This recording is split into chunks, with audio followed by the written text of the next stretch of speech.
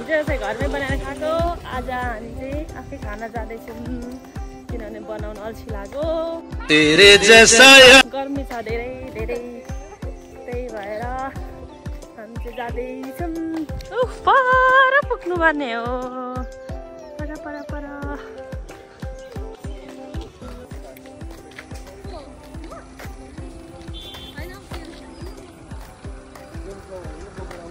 Finally चटपटे पनि रहेछ। आज चाहिँ आइसक्रिम पनि छ।